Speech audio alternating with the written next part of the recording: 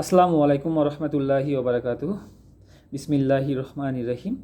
নবী সাল্লাল্লাহু আলাইহি সাল্লাম এর দুটি শিং বিশিষ্ট মেষ কুরবানি করা, সে দুটি মোটা তাজা ছিল বলেও উল্লিখিত হয়েছে।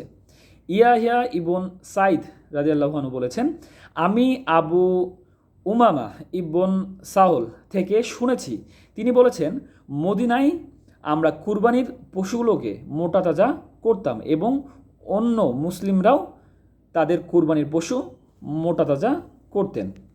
এ প্রসঙ্গে সহিহ বুখারী হাদিস নম্বর 5155-তে বলা হয়েছে, আদম ইবনু আবু ইয়াস রহমতুল্লাহ আনাস ইবনু মালিক রাদিয়াল্লাহু আনহু থেকে বর্ণিত, তিনি বলেন, নবী সাল্লাল্লাহু আলাইহি সাল্লাম দুটি মেষ দ্বারা কুরবানি আদায় করতেন, আমিও কুরবানি আদায় করতাম দুটি মেষ দিয়ে।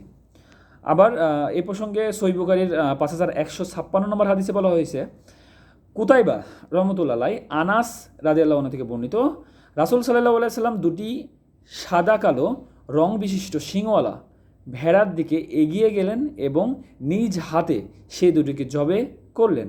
ইসমাইল ও হাতিম ইবনু ওয়ারদান এই হাদিসটি আয়ুব ইবনু শিরিন আনাস রাদিয়াল্লাহু আনহু সূত্রে বর্ণনা করেছেন।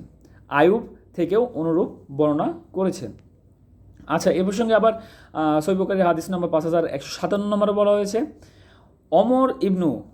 আমর ইবনু খালিদ রহমতুল্লাহ উকবা ইবনু আমির রাদিয়াল্লাহু আনহু থেকে বর্ণিত যে, নবী সাল্লাল্লাহু আলাইহি সাল্লাম কুরবানির পশু হিসাবে সাহাবীদের মধ্যে বন্টন করে দেওয়ার জন্য তাকে এক পাল বকরি দান করেন।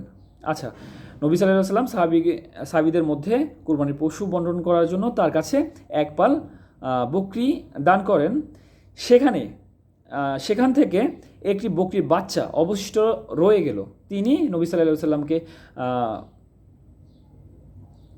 জিজ্ঞাসা করলেন, ইয়া রাসূলুল্লাহ, আর শুধু এই একটি মাত্র বাচ্চাই অবশিষ্ট রয়েছে। তখন রাসূল সাল্লাল্লাহু আলাইহি সাল্লাম তাকে বললেন, তুমি এটি কুরবানি করে নাও।